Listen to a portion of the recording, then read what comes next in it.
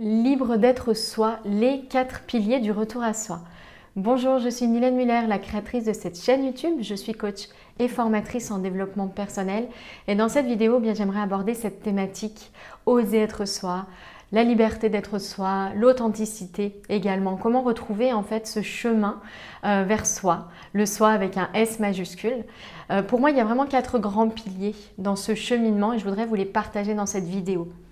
Le premier pilier, c'est vraiment d'apprendre à se connaître. Et au-delà d'apprendre à se connaître, vraiment apprendre à s'écouter.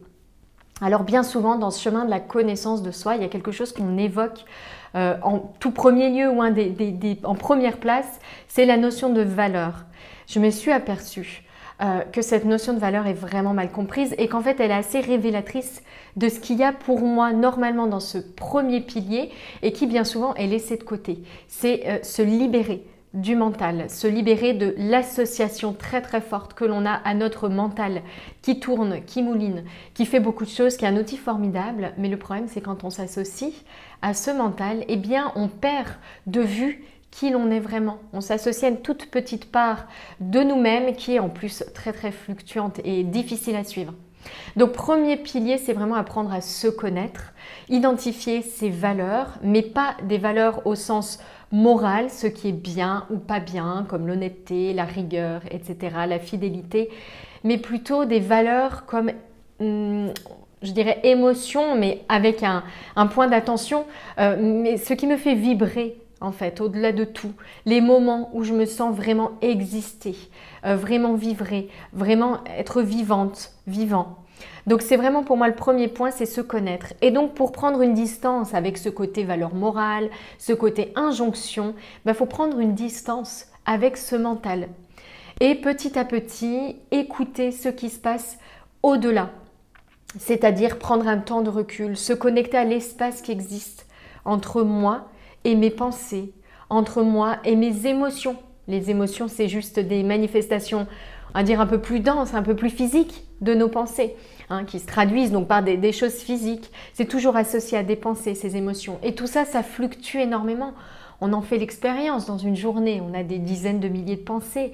On voit bien qu'on peut totalement changer d'avis sur un sujet en peu de temps, que d'une personne à l'autre, les avis peuvent n'avoir rien à voir.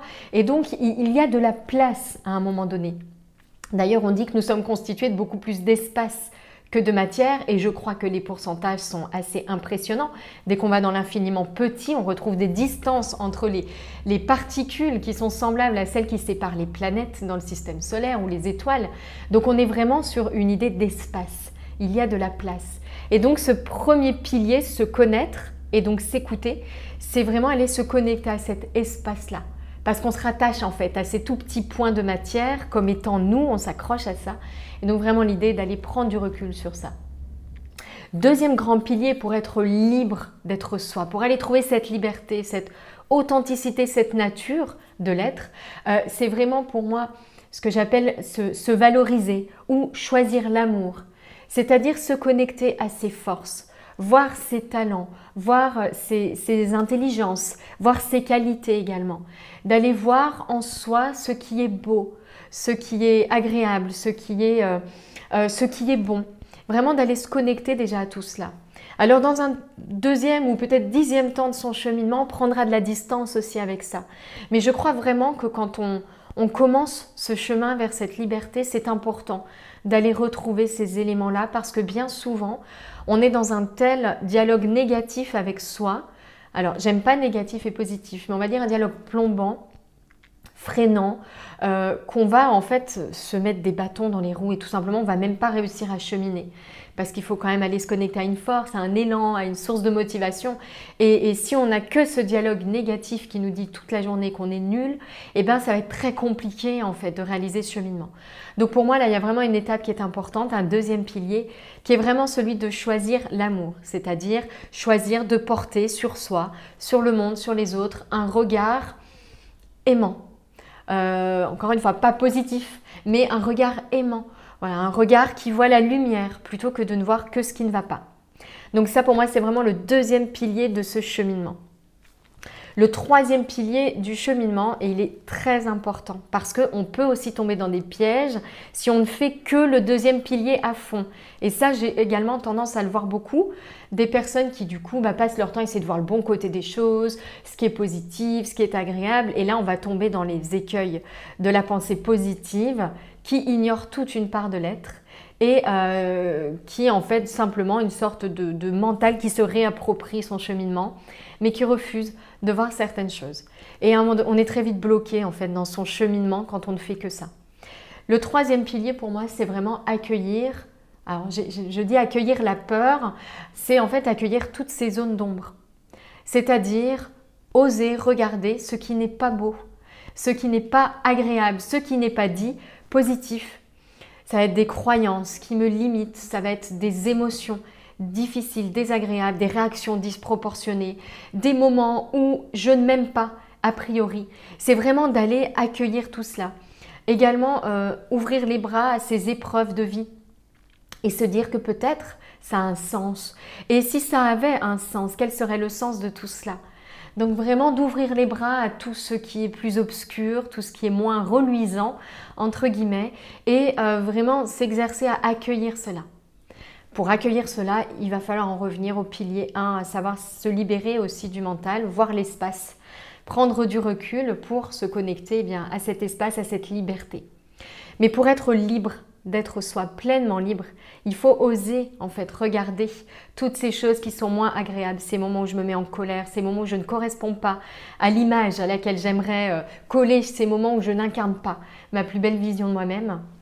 Vraiment très très important d'ouvrir les bras à tout cela et de s'exercer à accueillir tout cela.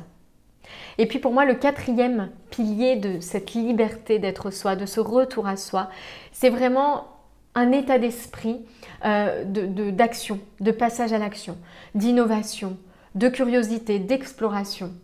Je crois que si on est enfermé dans un cadre trop strict, eh bien on perd forcément quelque chose. On se limite, on se freine dans son cheminement, on se freine dans sa connaissance de soi. Et donc je crois qu'il est vraiment très important à ce titre d'élargir régulièrement sa zone de confort. Ça permet également ça de prendre conscience de toutes ces parts d'ombre, les peurs, souvent associées à l'inconnu.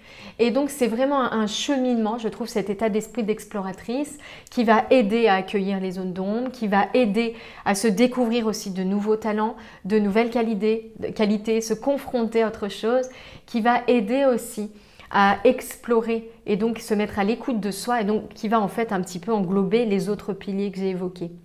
Donc cet état d'esprit d'exploratrice, c'est oser, ou d'explorateur, oser des choses nouvelles, oser sortir de cette zone de confort pour l'élargir pas à pas, élargir ce champ et en fait se connecter à ce champ des possibles.